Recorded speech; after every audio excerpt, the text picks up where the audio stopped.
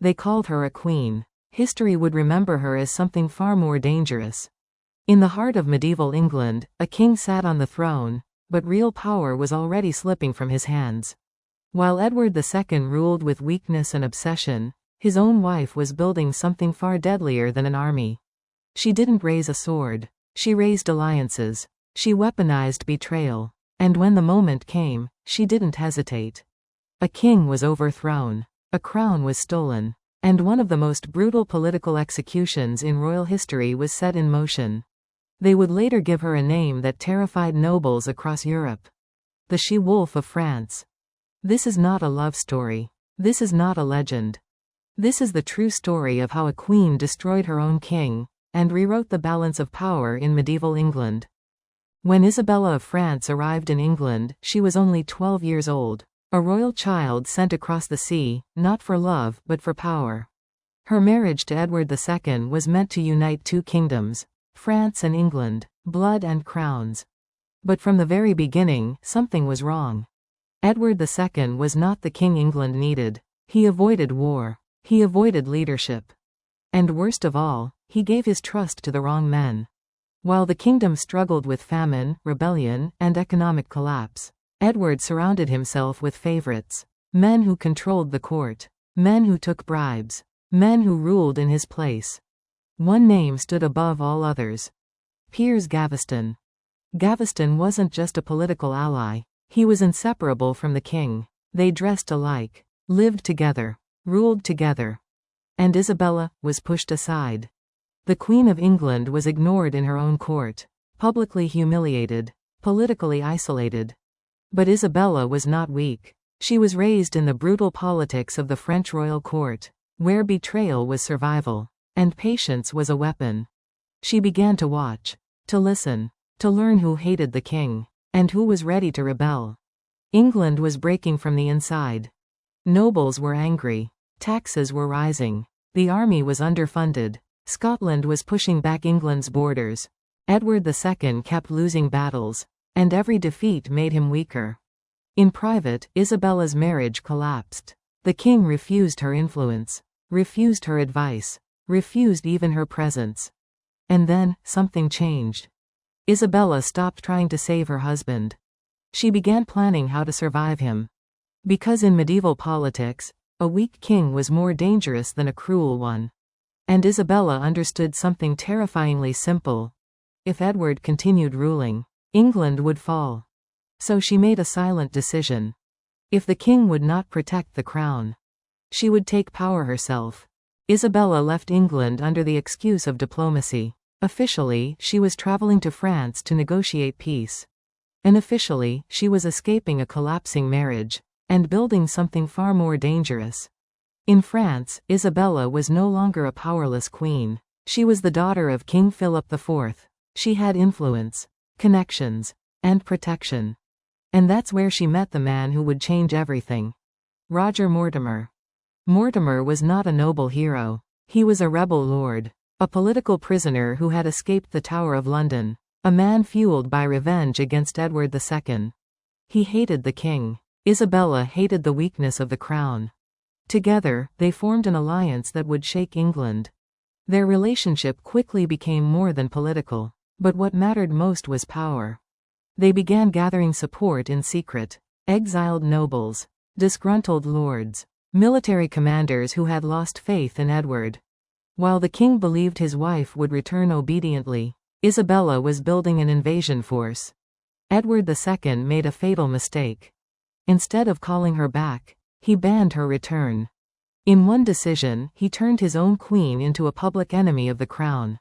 That was the moment Isabella stopped pretending. She no longer spoke as Edward's wife. She spoke as England's future ruler.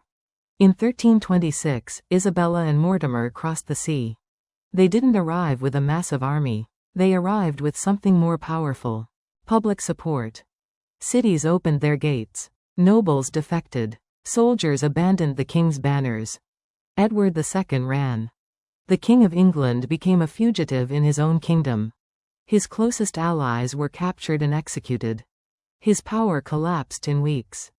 Isabella entered London not as a queen consort, but as a conqueror. Edward II was eventually captured, dragged from hiding, stripped of authority, and forced to do the unthinkable. He signed his abdication. England had never seen this before. A reigning king, removed by his own wife. Isabella placed her teenage son on the throne, Edward III. Officially, she ruled as regent. In reality, she and Mortimer controlled everything. And this is where the story becomes truly dark. Because removing the king was only the beginning. Now Isabella had to decide one final question. What do you do with a fallen king? Who still breathes? Edward II was no longer king. But he was still alive. And that single fact terrified Isabella and Mortimer more than any army ever could.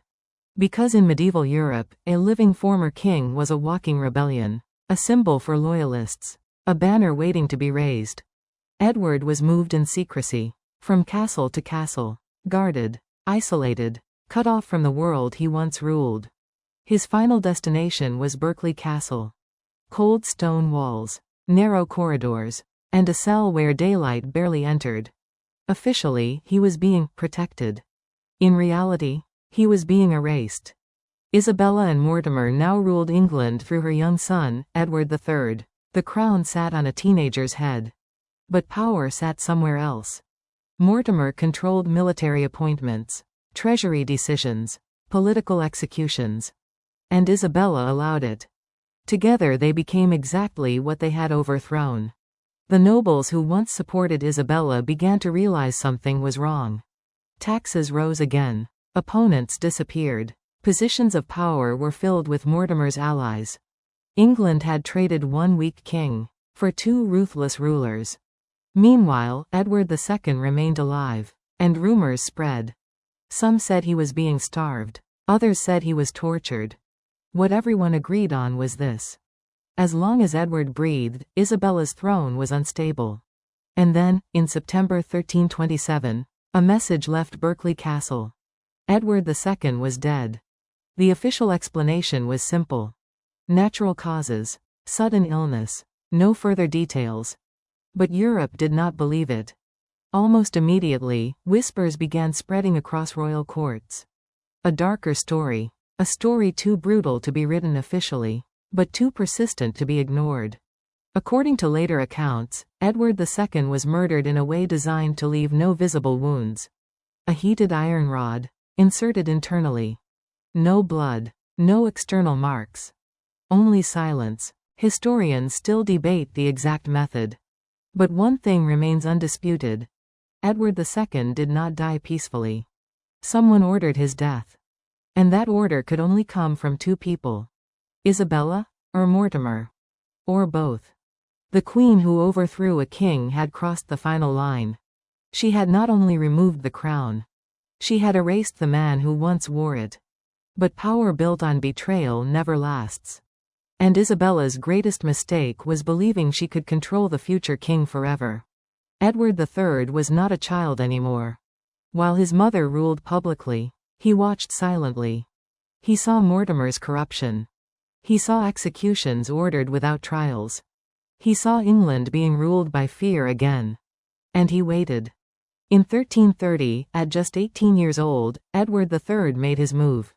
In the middle of the night, loyal knights entered Nottingham Castle. Mortimer was dragged from his chamber, disarmed, arrested. Isabella was powerless to stop it.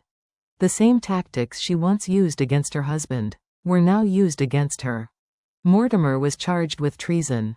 He was executed publicly. Hanged like a common criminal. Isabella was spared death. But she was stripped of power. Forced into isolation. Removed from politics. The woman who once ruled England now lived quietly, surrounded by memories of blood, crowns, and betrayal. Edward III reclaimed the throne fully. And under his rule, England would rise into one of the strongest military powers of medieval Europe. But the shadow of his father's death never disappeared. Because Edward II's story was not just about weakness.